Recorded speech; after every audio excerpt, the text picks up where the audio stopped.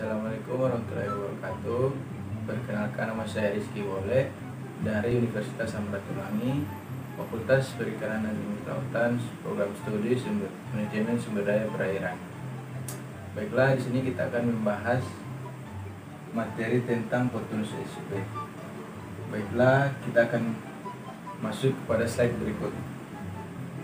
Yang pertama, definisi Portunus SP. Definisi Portunus SP di sini adalah jenis kepiting yang hidup di laut. Jenis ini biasanya ditemukan di wilayah pantai yang dangkal, terutama di perairan Samudra Pasifik bagian barat. Rajungan merupakan salah satu jenis kepiting yang populer dimanfaatkan sebagai sumber pangan dengan harga yang cukup mahal. Dalam bahasa Inggris dia dikenal dengan beberapa sebutan seperti flower crab, blue crab, blue swimmer crab, dan blue mana crab. Next, sini adalah gambar dari kepiting Portunus SP. Ciri-ciri dari gambar ini adalah kepiting ini memiliki warna hitam dengan bintik-bintik putih. Di bagian tubuhnya memiliki duri dan jepitnya itu untuk mencari makan atau menghindari bahaya dari hewan-hewan lain atau predator yang lain.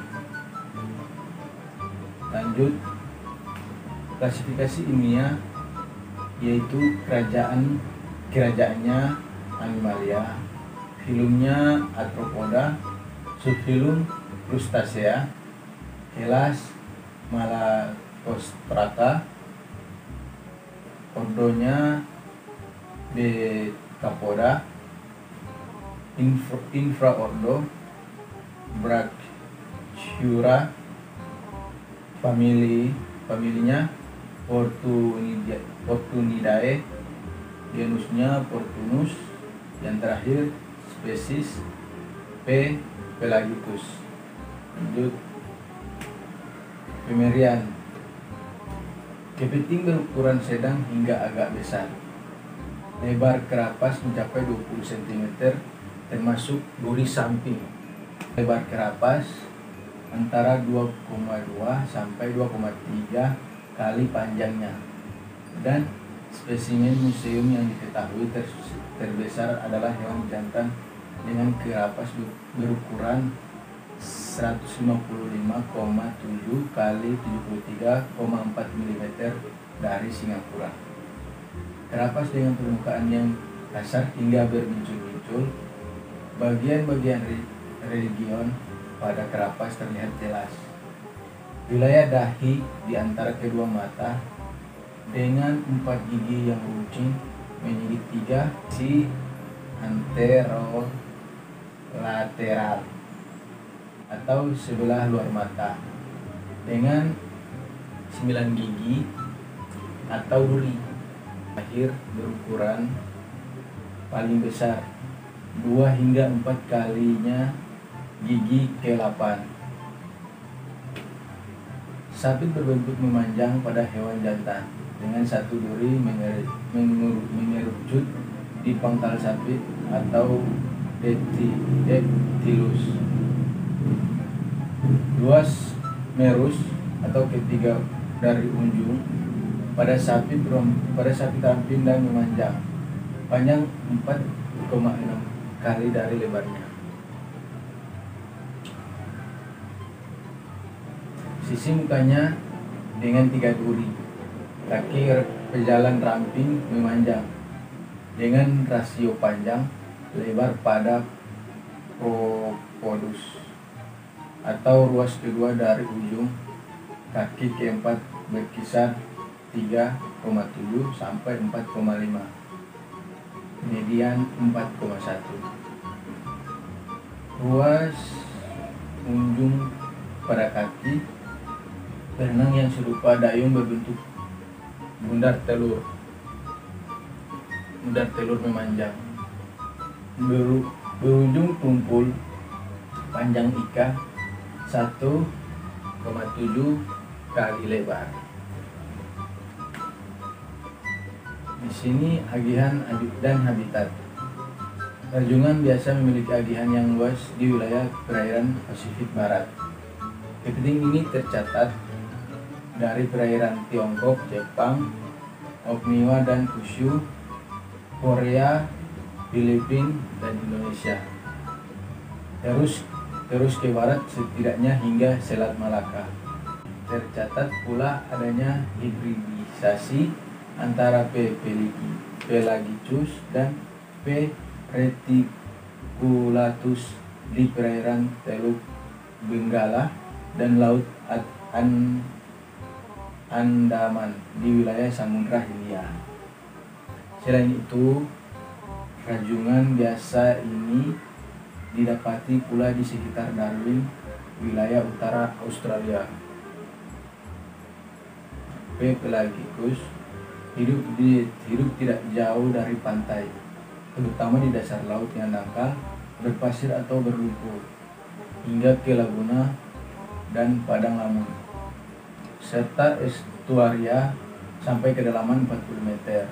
Juga dijumpai di sekitar terumbu karang, padang rumput laut, dan tepian mangrove. Hewan cenderung menyukai wilayah intertidal yang dangkal. Kepiting ini mencapai umur dewasa pada usia setahun. Lanjut. Perilaku. Rajungan lebih suka tinggal terkubur di bawah pasir atau lumpur, khususnya selama siang hari dan musim dingin, yang dapat menjelaskan toleransi yang tinggi mereka untuk binatang keluar umpan size dan NHC lama pasang tinggi, lalu mencari makanannya, yaitu organisme seperti bivalvia, ikan, dan alga. Rajungan merupakan perenang yang sangat baik, sebagian besar karena sepasang kaki pipi yang menyerupai dayung.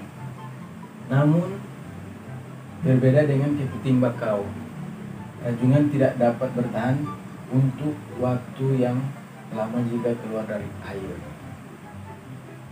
Next, pemanfaatan. Di samping dagingnya yang lezat, kulit rajungan pun dapat diekspor dalam bentuk kering sebagai sumber kitin, kitosan, dan karotenoid yang dimanfaatkan oleh berbagai industri sebagai bahan baku obat, kosmetika, pangan, dan lain-lain.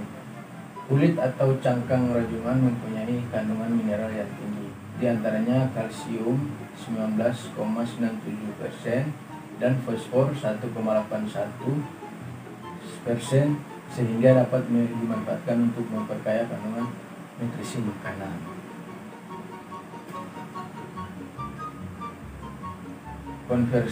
Konservasi. Permintaan pasar yang tinggi ditambah dengan harga yang menguntungkan telah menyebabkan eksploitasi yang intensif terhadap sumber daya rajungan di Indonesia, terutama karena produksi rajungan ini masih mengandalkan penangkapan dari alam pada banyak wilayah. Hal ini telah mengakibatkan tingkat produksi yang stagnan, bahkan di beberapa lokasi cenderung menurun. Catatan taksonomis. Tunus pelagicus atau Sensulato semula dianggap menyebar luas mulai dari pesisir timur Afrika ke anak benua India, Asia Tenggara hingga Jepang, Australia, dan Kaledonia Baru.